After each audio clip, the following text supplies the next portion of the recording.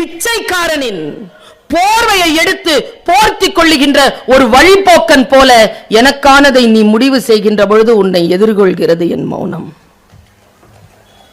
பசித்து வந்த மகனுக்கு இலை போட்டு சோறு பரிமாறுகின்ற பொழுது அவன் பசியை பார்த்து நடுங்கிய தாயின் விரல்களை போல் எனக்கானதை நீயே முடிவு செய்கின்ற பொழுது உன்னை எதிர்கொள்கிறது என் மௌனம். எங்க ஐயா பாலரவாயன் தான் சொல்வாரு, சர்ச்சு, கோவிலு, மசூதி எல்லா இடங்கள்லயும் பாருங்களேன் வெளியில பிச்சைக்கார உட்கார்ந்துருப்பாங்க.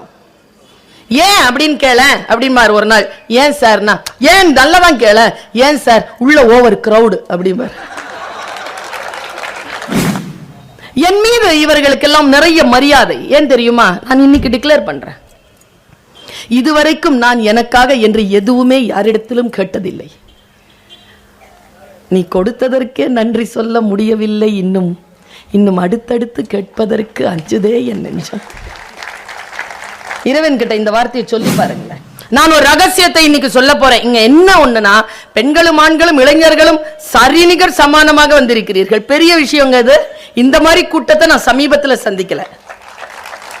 ஆண்கள், பெண்கள், இளைஞர்கள், பெண்கள் எல்லாரும் உட்கார்ந்து இருக்கிறீர்கள். இப்போ நான் சொல்றேன், பெண்களாகிய நம்மை பலவீனப்படுத்துவதற்கான ஒரே ஆயுதம் இந்த உலகத்தில் இருப்பது அவதூறு தான். அவதூறு சொல்லிதான் சாய்க்கிறார்கள்.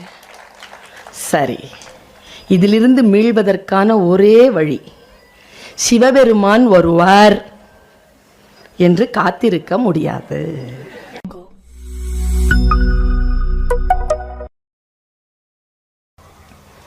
தமிழச்சி அவர்கள் ஒரு கவிதை எழுதியிருப்பார்.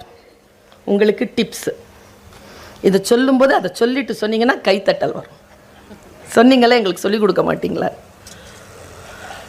தமிழச்சி எழுதியிருப்பார், எனக்கானதை நீயே முடிவு செய்கின்ற பொழுது, கணவனை பார்த்தோ, அண்ணனை பார்த்தோ, பையனை பார்த்தோ, இந்த கூட இருக்கிற எந்த ஆணும் பார்த்தோ அவள் சொல்கிறாள். தமிழச்சியின் கவிதை, எனக்கானதை நீயே முடிவு செய்கின்ற பொழுது உன்னை எதிர்கொள்கிறது என் மௌனம்.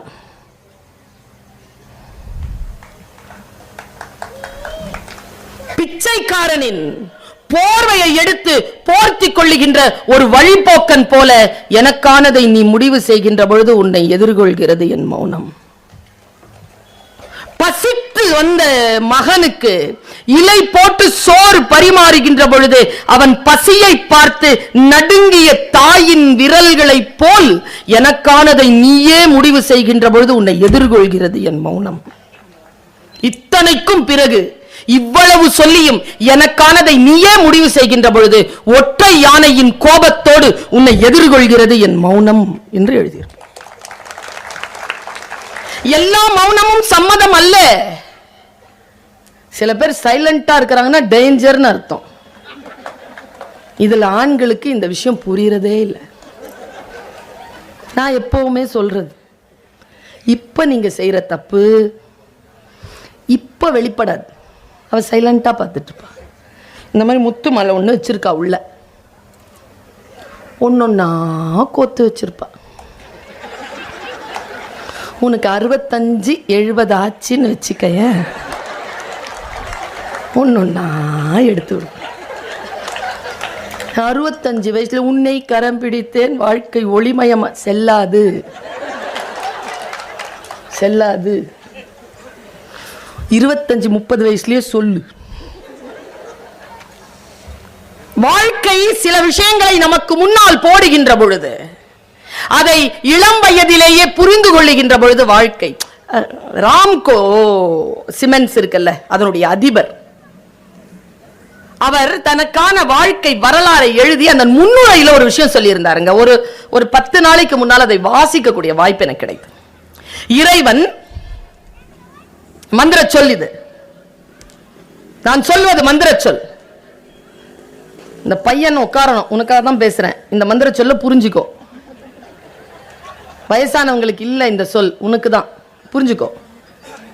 இந்த தாய் பேசுவது இப்பொழுது உனக்கு புரியாமல் இருக்கலாம், ஆனால் வாங்கி வச்சுக்கோ.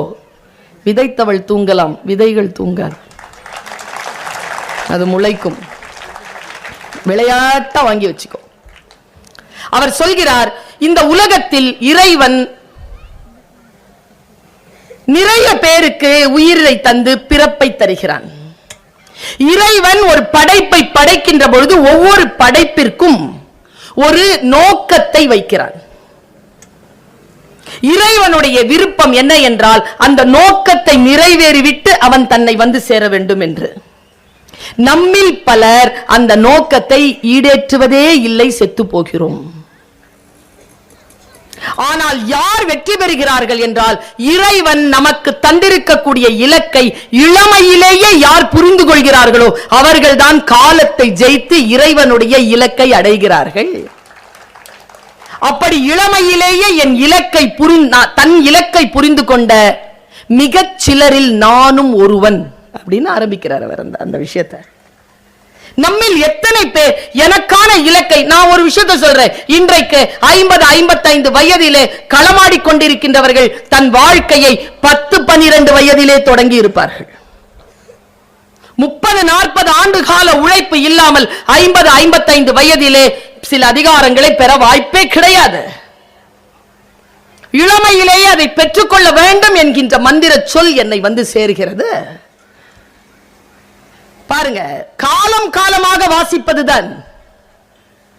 ஆனால் அதற்கான விளக்கம் இப்படியும் இருக்கிறதா என்கின்ற பொழுது நமக்கான வெளி திறக்கிறது. ஓ, இதை இப்படியும் பார்க்கலாமா? ஜெனரலா சொல்லிடுவாங்க, ஒரு வார்த்தை ஜெனரலா சொல்லிடுவாங்க. சாமி கும்பிடும் போது என்னன்னு கும்பிடுவீங்க?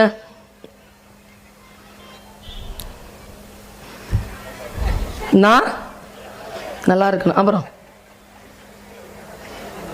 என் குழந்தை குட்டிங்களாம் நல்லா இருக்கும், அப்புறம் நான் ஒன்று கேட்குறேன்,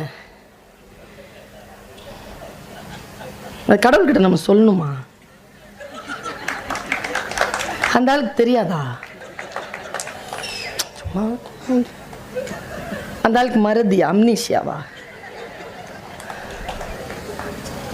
ஒண்ணுமே சொல்ல வேண்டாங்க. பிரார்த்தனை என்பது வேறு, வழிபாடு என்பது வேறு, இறை வேட்கை என்பது வேறு. நாம் வழிபாடு செய்வதே இல்லை. எங்க ஐயா பாலரவாயன் தான் சொல்வாரு, சர்ச்சு, கோவில், மசூதி எல்லா இடங்கள்லயும் பாருங்களேன் வெளியில பிச்சைக்கார உட்கார்ந்துருப்பாங்க. ஏன் அப்படின்னு கேள அப்படின்பாரு. ஒரு நாள், ஏன் சார்னா, ஏன் நல்லதான் கேள, ஏன் சார் உள்ள ஓவர் கிரௌடு அப்படின்பாரு. இது கொடு அது கொடு என்று பிச்சை கேட்பதற்கு பெயர் அல்ல பிரார்த்தனை, அதல்ல வழிபாடு. நீ சும்மா போய் ஒரு 2 நிமிஷம் அப்படி கண்ணை மூடிட்டு நின்னாலே போதும், அந்த பிரசன்ஸ் போதும். நமக்கு தெரிவதில்லையே எந்த விஷயங்கள் நமக்கு தெரிகிறது. இறைவனிடத்தில் எதை கேட்க வேண்டும், இறைவனிடத்தில் எதை கேட்க கூடாது.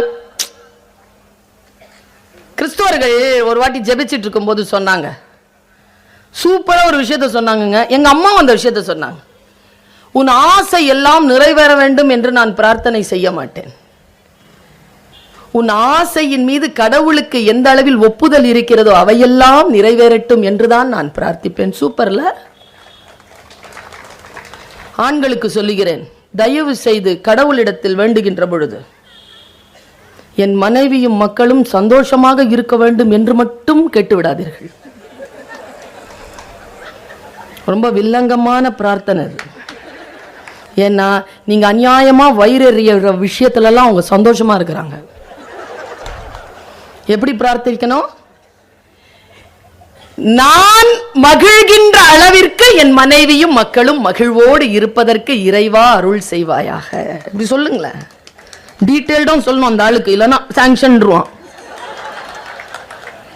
நம்ம எல்லாரும் கேட்கிறோம்ல, எனக்கு இது வேண்டும், என் பிள்ளைகளுக்கு இது வேண்டும். அதுக்கு மேல போறது இல்லையே. நாம சொல் எப்பொழுது மந்திரமாகும். என் மீது இவர்களுக்கெல்லாம் நிறைய மரியாதை. ஏன் தெரியுமா? நான் இன்னைக்கு டிக்ளேர் பண்றேன், இதுவரைக்கும் நான் எனக்காக என்று எதுவுமே யாரிடத்திலும் கேட்டதில்லை. நீ கொடுத்ததற்கே நன்றி சொல்ல முடியவில்லை, இன்னும் அடுத்தடுத்து கேட்பதற்கு அஞ்சுதே என் நெஞ்சம். இறைவன் கிட்ட இந்த வார்த்தையை சொல்லி பாருங்களேன். பாரதி மந்திர சொல்லாக ஒன்றை சொல்லுகிறான். மந்திர சொல். நான் ஒண்ணு கேட்கிறேங்க, இத்தனை மக்கள் சேர்ந்து நின்று என் மீது செலுத்துகின்ற அன்பை விடவா வேறு எதுவும் உயர்ந்ததாக நான் இறைவனிடத்தில் கேட்டுவிட முடியும்? சொல்லுங்க பாப்போம். ரொம்ப பிரார்த்தனையோட நான் சொல்றேன். இதை விட கூடுதலான உயர்வு ஒரு பெண்ணிற்கு ஒரு ஆணிற்கு எது கிடைத்து விட முடியும்? பாருங்க, பிரார்த்தனை எப்படி இருக்க வேண்டும் என்று பாரதி சொல்கிறார். ரொம்ப சூட்சுமமான நுட்பமான மந்திர சொல் இது. பேசா பொருளை பேச நான் துணிந்தேன். இறைவனிடத்தில் பாரதி போய் கேட்கிறான், பராசக்தி, பேசா பொருளை பேச நான் துணிந்திருக்கிறேன், கேட்கா வரத்தை கேட்க நான் துணிந்தேன். இதுவரைக்கும் யாரும் கேட்காத ஒரு வரத்தை நான் கேட்க போறேன். பாரதி இல்லையா, அப்படி என்ன கேட்க போறான்? ஏதோ இருக்கும்ல, கேட்க போறானே. கேட்கா வரத்தை கேட்க நான் துணிந்தேன்.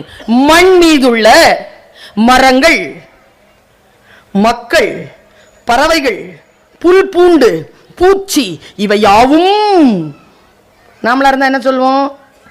நன்றாக இருக்க வேண்டும். மந்திர சொல் என்ன தெரியுமா? அதுல என் வினையால் இடும்பை தீர்ந்து. நான் ஏதோ ஒண்ணு செய்யணும்யா, அந்த செய்கையால் இவர்களுக்கெல்லாம் நன்மை விளங்குவதற்காக நீ அருள் செய்ய மாட்டாயா? இறைவன் கிட்ட இப்படி கேட்டு பாருங்களேன், ஐயா நான் உயிரோட இருக்கிற வரைக்கும் என்னை சுத்தி இருக்கிறவங்களுக்கு நீ என்னென்னலாம் கொடுக்கணும்னு நினைக்கிறாயோ அதெல்லாம் என் மூலமா கூட. எவ்வளவு பெரிய விஷயம்! கல்வியா, செல்வமா, அறிவா, புத்தியா, நீ என்னை சுற்றி இருக்கின்றவர்களுக்கு என்னெல்லாம் தரணும்னு நினைக்கிறியோ என்கிட்ட கூட நான் தரேன். என் வினையால் இடும்பை தீர்ந்து இந்த உலகம் இன்புற்று இருக்க வேண்டும் என்று கேட்கிறார். நான் ஒரு ரகசியத்தை இன்னைக்கு சொல்ல போறேன். இங்க என்ன ஒண்ணுனா, பெண்களும் ஆண்களும் இளைஞர்களும் சரிநிகர் சமானமாக வந்திருக்கிறீர்கள். பெரிய விஷயங்க இது. இந்த மாதிரி கூட்டத்தை நான் சமீபத்தில் சந்திக்கல. ஆண்கள், பெண்கள், இளைஞர்கள், பெண்கள் எல்லாரும் உட்கார்ந்து இருக்கிறீர்கள். நேரம் ஆகுது. மிக முக்கியமான ஒரு செய்தி நான் சொல்ல போவது. ஒரு குறள் படித்தேன். அந்த குறளுக்கு நான் இப்பொழுது ஒரு விளக்கம் தருகிறேன். இது பெண்கள் அவை. பெண்களுக்கான ஒரு ரகசியத்தை இன்றைக்கு நான் சொல்ல போகிறேன்.